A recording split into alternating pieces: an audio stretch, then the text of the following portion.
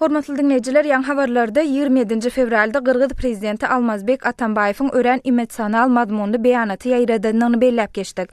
Şol beýanatda Atambaýew Bakiýew doganlaryny rehimsiz we dalym häsiýetli yaramaz adamlar diýip atlanyryp, Belarus resmiýlerini doganlary ekstradisiýa etmäge çağırdy. Atambaýewiň bu çykyşyny Belarus ýazyryp ýürite beýanat ýaýratdy. Bu beýanatda gurung edilýän meseleler barada kärdeşim Owganystanyň Türkmenistanyň taýýarlan maglumatyny dinläliň.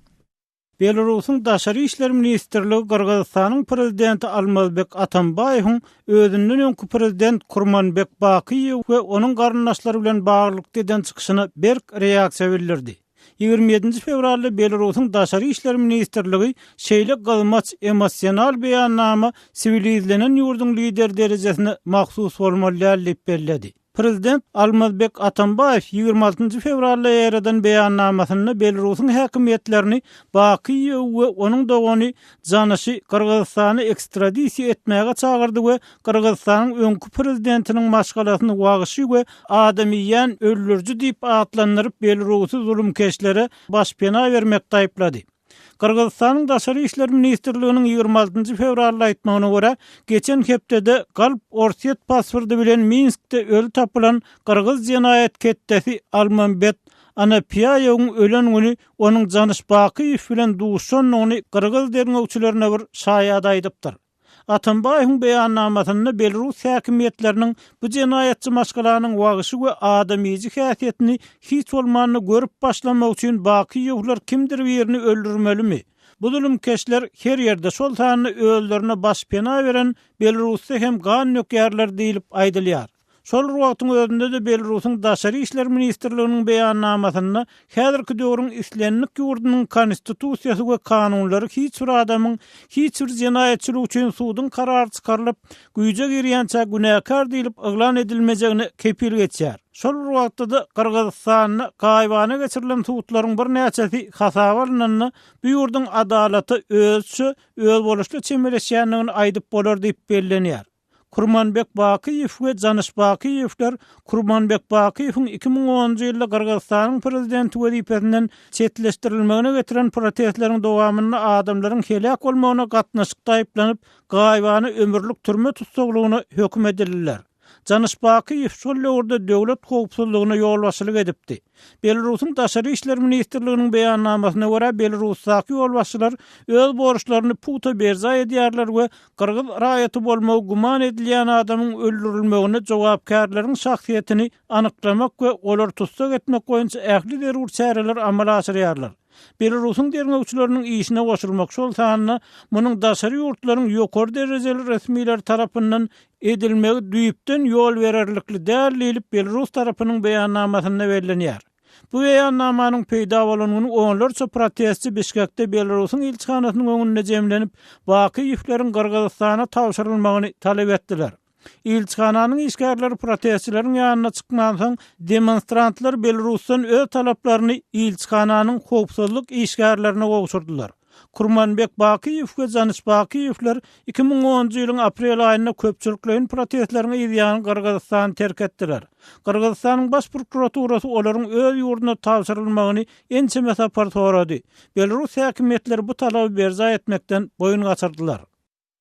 Kärdeşim Owganystanyň Türkmenistanyň taýýarlan maglumatyny dinlediňiz. Türkmenistanyň öz esgerlerini Türkmen-owgan serhedindäki dawaly adada ýerleşdirmegi Owganystanyň Türkmenistan bilen serhetleşýän garkyn etrabynyň ýaşullarynyň arasynda nägilelikleriň artmagyna sebäp boldy. Agdalan etrabyň ýaşullary amderýanyň öz akymyny üýtgetmegi netijesinde dören adany öz mülkleri hasaplap, Türkmenistanyň serhedi berkitmek bahanasy bilen öz territoriýalaryny aralaşýandygyny aýdýarlar. Garkyn etrabynyň ýyl ýaşulysy Halyk Hajy Adatlyk radiosynyň Kawula habarçysy Şamerdan Guly Murady bilen söhbetleşlikde Türkmenistan bu sebäpdäki guruluşyny togtatjakdygyna wada beripdi. Emma Türkmen resmiýleri bu wadasyny tapylmady diýär. Häzir habarçymyz Muradynyň geçiren şol söhbetleşligini etýär. Demirgazyk Owganystanyň Jowzan welaýatynyň garkyn etrabynyň halkynyň biziň mülkimiz diýip hasaplayan adasyna Türkmen serhetçileri gelip ýerleşipdir. Adada Türkmenistan berkitiş işlerine başlapdyr. Garkyn etrabynyň ilaty ada geçirip mal bakýardy we adadan odun çöp ýygnaýardy. Ýöne ada geçmege hazır Türkmen serhetçileri ruhsat bermeýär. Odun çöp ýygmak üçin ada geçenleri Türkmen serhetçileri wörtelýutly gowalýar dep garkyn etrabynyň il ýaşullarynyň biri Abdulhalik Haji aýtdy. Bizim garip guzurlarymyzyň odun çöpü almana goýanýoklar hem de mal bakmana goýanýoklar gerýä gopturup Türkmenistana geçirip barýar. Elerimizden çaga gelip bize oturmana goýman kokyn ýagdaýa düşdik. Şonuň üçin biz Türkmenistan başlygydan dünýä başlyklaryna hem de Owganystanyň prezidentine ýüzlenýär. Bizim şu kıyınçılıklarımıza karıştırır hem de konak etseler. Garkyn etrabynyň il ýaşullary arada Türkmen serhetçileriniň komissary bilen duşuşdy. Şondan soňra adada garym gadyp dikenli film oturtmak işiniň togtatyljakdygyny Türkmen serhetçileri aýtdy. Abdulhalik Haji'nin aýtmagyna görä Türkmen serhetçileri öz sözünde durmandyr. Ada girip ýene gurulşyk işine başlapdyr. Hawa Türkmenistanyň gyrgyz başlyklary Birine gelip hem de bizim gyrgyz başlyklar Owanyň ýaşullaryny, sakallarına çağıran ekenler biz var. Gurlup kıyınçılığımıza mı yok, kıyınçılığım dövekler. Katı kıyınçılığa düşüp otuyoruz. 20 kilometre yerimiz, hatta atabağımızın katı olmalı. Hükümetin detlerinde yazılı var. Hem de biz ona harç verip otuyoruz hükümete. Türkmenistan tarafı geçirip otuyor. Olur yelenip bäri baka hücum edip otuyorlar şu kıyınçılıkları. Biz gyrgyz başlykla aýdyşypdyk, bize gowy sözler berdiler. Indi şu sözleriň biri hem ýerine ýetmän. Şonuň üçin garkyn etrabynyň halky dün protest geçiripdir. Müňlerçe adam etrap häkimliginiň binasynyň öňüne toplanypdyr. Dün hemme ýaş kiçi, ýaşuly, aksakallarymyz, ýigitlerimiz 10 000 adamlar bolup häkimiň üstüne bardylar. Sende haýsy ýagdaýda bolsa biziň ýagdaýymyzda bir ýa-da bir göçmene ýol görker diýip hakim üstüne hemeleşdirdiler. Indi bir kıyınçılık şu koňsulary bilen bir çakmaşyk aramyza düşermeke diýip gaty pikirlenýär. Ýyl kıynaly berse, atgaly berse, owal koňsulyny emsaýatyny basmaly bolýarsa, uzagraga şonu ýa-da bir ýagdaýlar gelermeke diýip gaty gorky bar. Garkyn hakimligiň ýarym territoriýasyna bular gelip gelir kitany sallady billeri urup söýüp kolap berýär, billeriň ýigitlerimiz gatyk gaýtýar. Eger bir başga milliýet börde oturulmasa sizler bir ýagdaýa goýmazsa bizler mana kıyınçılığımızı öldürmez çekiyoruz. Näme kıyınçılığımızı öldürmez goýýar. Garkyn etrabynda Talibana garşy göreş alp barýan Türkmen ýaraglarynyň komandiri Gurbanurdy komandanam garkyn halkynyň dün häkimlige toplanandygyny aýtdy. Bizim halkın ulfalığımızda müzahire bolup duruyor. Din ulfallığa barıp müzahire Türkmenistan'a görülüyor. Onu bir dövlet ayırmada ýaşullarymyz bizden tädiyor. 3 ýola derýa alyp köçdüm diýenler bizden çukur eden ýerinden aňra götürülýär. Gurbanurdy komandan Golaýda Türkmenistanda saparda boldy. Ada meselesi bilen bagly Türkmen resmiýetleri bilen özüniň gurrun edendigini ol aýdýar. Men bir Türkmenistan gitdim, onda bir 6 gün boldy. Sonda bir adamna aýtdym, onda bulaýdy, ýaxşy gep, mana döwletleriniz biz bilen otursun, aýdysyn, bizim diýdi, pilarymyz we pilarymyz kadymdan diýdi. Bu silersinde pilar bardy diýdi. Bu pilarlara bitirlerse pilarlaryň ýüzünden döwlet gelýär, aýat gelýär, görüm, biz aýdyp bolmaýar, bir mümitdir ötenem bolak, bir söküp pillere beres diýip aýtdym. Gurbanurdy komandanyň aýdyşyça, ada baradaky dawanyň çözgüdi boýunça ýokary Owgan resmiýetlerine de arza bilen ýüz tutulupdyr.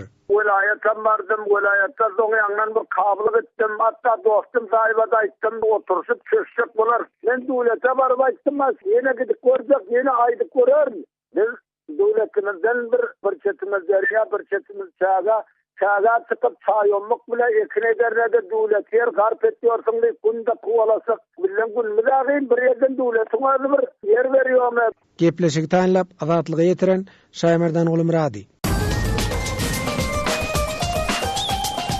Azatlyk radiosynyň täzeliklerini, makalalaryny, video ýazgalaryny we foto seriýlerini Twitter we Facebook sosial ulanlaryndan hem iderläp bilersiňiz. Salymyz Azatlyk radiosy. Habarlar gündelik programmamyzda Türkmenistana değişli maglumatlarymyz bilen dowam etdirýäs. Türkmenistanyň paýtagtynda Küşt mektebiniň täze gurulan binasy 2014-nji ýylyň 8-nji dekabryny toy dawary bilen açyldy. Türkmenistanda küşt mektebi 1960-njy ýyllarda esaslandyryldy. Ýurtda jemi 2 küşt mektebi işledi. Olaryň biri Aşgabatda, beýlekisi Türkmen-owgan'da ýerleşýär. Aşgabatda täze küşt mektebi açylan hem bolsa, onuň dolu derejede işlemeýändigi, köne mektebiň şeýlede klubyň binasynyň bolsa, küştçüleriň elinden alynandygy habar berilýär. Aşgabatyň küşt mektebiniň häzirki ýagdaýy we küşt oynamak üçin paýtagtdaky şertler barada Aşgabatly grajdan aktivisti we küştçüler neberesine Nurverdi Nurmämedow bilen kardeşim gözel söhbetleşýärler. Nurverdi häzirki wagtda Aşgabatda ulanylşa berlen, emma işlemän duran nähili sport mektepleri bar. Açyş dawarysy bolup işlemegi berilmedik sport mekteplerinin men birini bilýän. O da Türkmenistanyň merkezi küşt hem şaşka mektebi. Onun açılışı dawaly ýagdaýda 8-nji dekabrda boldy. Bu formal ýagdaýda. Emma ulanmaga entek berlen ok. 3 aýda bir rat bellemeli gödel. Täze mektep açyldy diýilen badyna köne mektep, o da padwally ýerdemine ýerleşýän mektebiň şo ýerdemin jaýy eýem şo taýda ýerleşen apteka berildi. Onuň üstesine de şo taýdaky kluby, ýurtdaky ýeketek küşt klubum şol apteka berildi. Käbir maglumatlara görä şu wagt ýende sport mektepleriniň 2 sanaty taýýar edilipdir. Göni şolar işlemän dur diýerler. Olar sportyň görnüşlerine degişli mektepler bolmaly.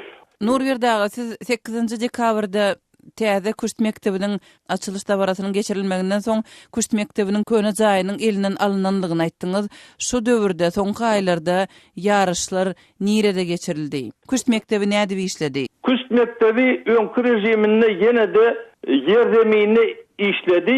Şol wagtdan soň ýam şu taýda 10'a ýakyn ýarışlar geçirildi. Şäher çempionaty, ol çempionatlarym antisanitariýa ýagdaýyna kıyın şertlerde geçirildi. Nurverdi, ýakyn günlerde täze küşt mektebinde küşt boýunça uly ýarışyň geçirilenligi habar berildi.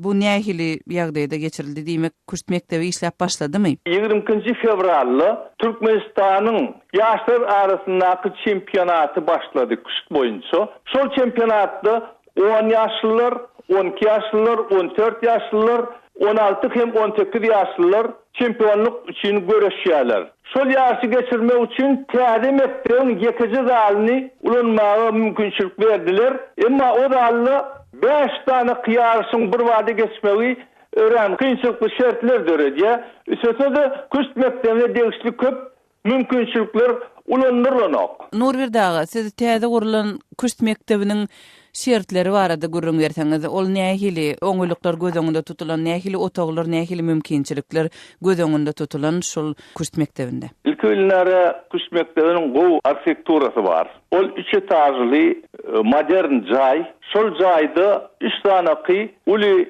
küşt ýaşlaryny geçirmek mümkinçiligi bolan zal var. 20 sanaky okuw kabinetleri var. Şol küşt mektebinde fitness zal var. Stollaky tenisi oynamak üçin zal var. O taýda ýuwunmak üçin kabinetler var. Türkmenistanyň ilkinji edekşoňalyky şertli küşt mektebi guruldy. Küşt mektebi dawara bilen açylan bolsa, emma häzirki wagtda işlemeýän bolsa, muňa näme sebäp bolýar? Şo mektebiň işlemeýänligine näme sebäp bolýar? Şoň işlemegine haçan garaşylýar? Siz munyň bilen gyzyklanyp gördüňizmi? Owo, aýdyşlaryna görä, täze gurulan küşt mektebini ýa şäher häkimligi öz balasyna kabul etmeli ýa-da sport komitet, Türkmenistan sport komiteti kabul etmeli. Şu mesele entek şol 2 edaran arasında çözülmendir. Üstesine Mali Ministrligi tarapyndan şol mektebiň ştatlary, ykdysady hem maliýe görkezçileri kesitlenilmendir. İşçi sanam kesitlenilmendir. Bu da bir mesele. Üstesine şäheriň sport komiteti şol mektebe häzir gözüni dikýär. Kardeşim gözelin geçiren söhbetleşlerini dinlediňiz. Türkmenistanda 2015-nji ýylda ýeni ýüzlerçe täze deshanyň guruljakdy we milliardlarça Amerikan dollary möçberine mali çykdyjylaryň ediljekdigi resmi maglumatlarda ma'lum edildi.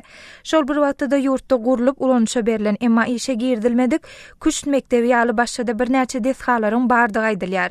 Şolaryň ýene biri Tejen şäheriniň medeniýet öýü bolup, bu medeniýet öýüniň häzirki ýagdaýy barada kardeşim gözel Türkmenistanly ýazyjy Amanmurat Bugaýew bilen söhbetleşýärler.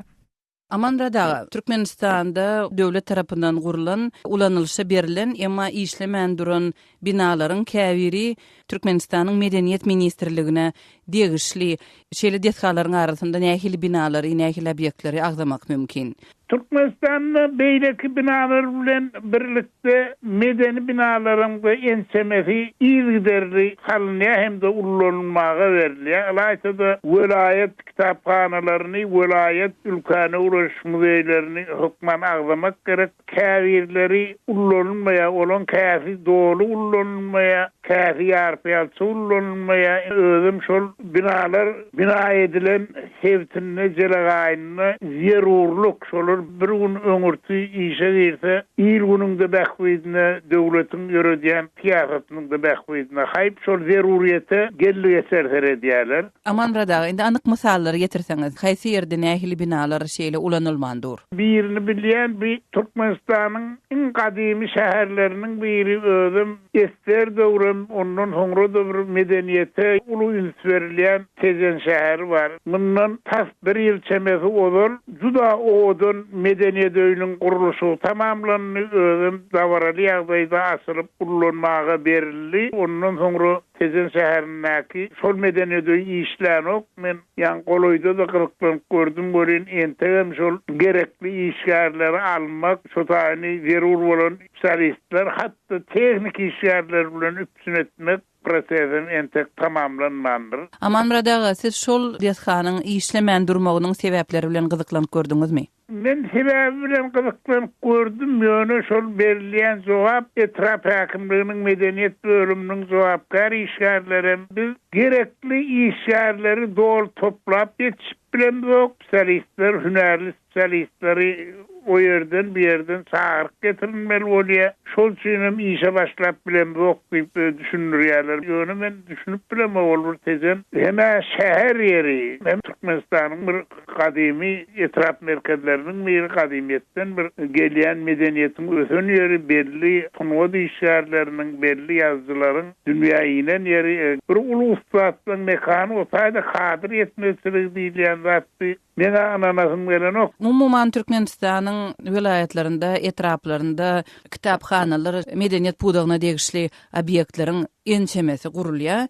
Şolaryň işleýişi nähili? O ýerlerine işlemeli kitaphanalaryň köpüniň işlemän rollugynyň baş sebäbi şolaryň kitap fondu döredilmedi sebäbi ýurdun öňkü prezident tarapyndan medeniýet pudagynyň üstüne umuman atanak çekildi, ähli medeniýet öýleri ýapyldy. Kitaphaneler yapıldı. Yine şolarım kitap fondları yok edildi. Täzeden şolar kitap fondu bilen üpsün etmäge merkezi edaralar o diýen başgallaryň ok bir obyektiv sebäp. Edil sonýal ýene de merkezi edaralar kitaphanelary kitaplar bilen üpsün edýänli ýa-da medeniýet öýlerini zerur bolan fewrallar, üniversiteler bilen üpsün edýänli de tapylyp durulnak. Nähäsdem ýurtda syn edebiýatda umuman bir edebiýatdan üzüňe zat döredýän ýasama awtorlaryň ýasama eserleriniň hasabyna kitaphanan kitap fonduny doldurup bolanyk dolduraýanda da oňa barjak adam ýok diýe täze salynýan binalar hakynda. Köne binalarynda bolmanyny 60-70% ullanyp boljak imaratlar. Ol öz öwrüne juda berk bina edilen jaýlar, medeniýet öýleri, o kitaphanalary. Ine bularyň da ählisi boşap durun ki ýelýamra şipir gopýa depesinden ýa bir gerekli adam giýjede ýerimde gelip aýnasyny, penseresini, gapysyny goparyp gidýär. Kardeşim gözelin geçiren söhbetdeşligini dinlediňiz. Hormatly dinleýijiler, siz hem öz sebäpiniňizde gurlup ulanylmaga berilen emma işe girdilmedik desgalar barada öz pikir garaşlaryňyzy biziň bilen paýlaşmak isleseňiz, biziň medbuat email belisi gmail.com email adresimde haturadyň ýa-da Moskwadaky telefon belimiz 7926 236 04 55. Jaňydyň ýa-da SMS ýazyň. Habarlar gündeligi programmamyzda ortaýety değişli maglumatymyz bilen dowam etdirýäs. 2014-nji ýylyň Olimpiýa oýunlarynyň bahasy ortaýetyň Soçi şäherine $10 milyard durdy. Emma Gara deňizdäki bu kurortda ýaşaýan we işleýän adamlar üçin munyň öz bahasy hem bar. Olimpiýa oýunlaryndan bir ýylyň geçmegi bilen migrant işçileri henidem özlerine tölenmedik aýlyklary garaşýarlar. Yerli ýaşaýjylar bolsa Soçinyň töwerek daşyna ýetirilen ziýandan kösenýärler. Bu barada kardeşim Gödel has giňişräk maglumat berýär. Bir ýyl mundan odal ortaýetyň Gara deňizdäki Soçi kurorty bütün dünýäniň üns merkezine düşdi. Bu ýerde geçirilen gyşky Olimpiýa oýunlary sport çäreleriniň taryhynda iň gymmat baha waka boldy. Häzir Soçiň stadionlary we mihmanhanalary esasan boş durýar. Bayraklar we ýeňişler geçmişde galan soň Olimpiýada şäheri we onuň töwereklerine peýdasyz mirat galdyrdy. Myzym tederiýatynyň aňyrsyndaky depelerde Olimpiýa oýunlary üçin amalaşyrylan ägir tuly infrastruktura proýektleriniň miratyny görmek mümkin. Gurluş kampaniýalary bu ýerde 7 ýylyň dowamında çagylgaýardy. Häzir bu ýer industrial zibilhana öwrildi. Ekolog Owganystanyň TV'gata getirilen ziyan barada gurrun berýär. Bu ýerde töwerek daş üýtgede. Bu milli parkyň territoriýasy bolup resmi taýdan ýürüti goraň astynda saklanýar. Şeýle guruluşlaryň bu ýerde gadawandygy mesemälim. Emma şäher bardat guruluşy üçin, bardat ýeňiş üçin diýen şigara eýerdi. Naskavets Olimpiýa guruluşynyň we onuň netijeleriniň Soçinyň üstü bilen Gara deňde barýan myzym tederiýatyna öwedini dolup bolmajak zeper ýetirenligini aýdýar. Guruluşy işleri derýanyň golaýyndaky tokoýlary hem zaýalady. Şäheriň uly böleginiň suwupçunçylygy zaýalandy. Derýada senat işleri henidem dowam etdirilýär. Olar henidem derýadan çagylgaýarlar. Karyerin gaptalynda owa ýaşaýjylary öz durmuşynyň Soçinyň özgörüşiniň kölegötünde galýanlygyny aýdýarlar. Döwletiň eýçiligindäki Olimstroy guruluşy kampaniýasynyň uly ýük maşinlary çagşan jaýlary sarstyrýar we şähere barýan ýekeje ýoly weýran edýär. Ine özüňiz görüň, bu ýerde bardat ýumrulan, bardat çagşap ýatyr.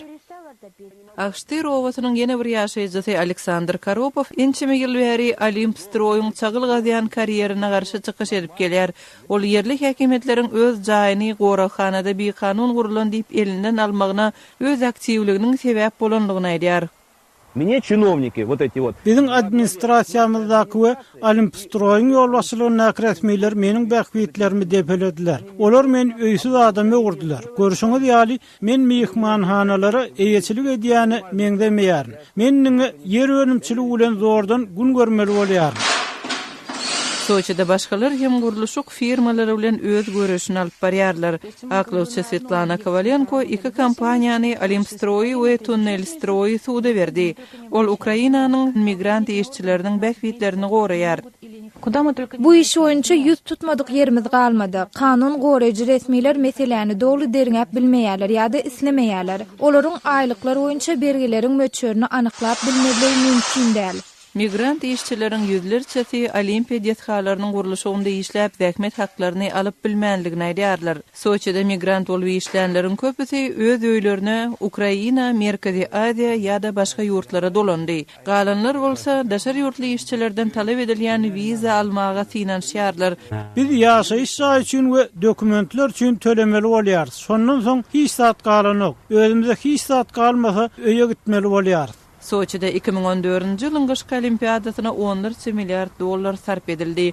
Bu pulun aglaby bölegi ortaýetyň salgy töleýüjileriniň hatawyna boldy. Emma yerli ýaşaýjylar we wagtlaýyn işgärler olimpiadanyň tölenmedik aýlyklar emlekden mahrum bolmak we töwerek daşyň zaýlanmagy ýaly mirazyndan jebir çekmeli bolýarlar. Kardeşim Gödeliň taýýarlan maglumatyny dinlediňiz. Hormatly dinleýijiler, şunuň bilen Habarlar gündeligi programmamyzdy geçirip gutarýas. Gepleşigi Pragdaky studiýadan men Sähra alyp bardym. Saatly areketmäniň ideýany gepleşigimizde ýazgyda dinläp bilersiňiz. Azatlyk radiosynyň tolkunlarynyň aýrylmaň.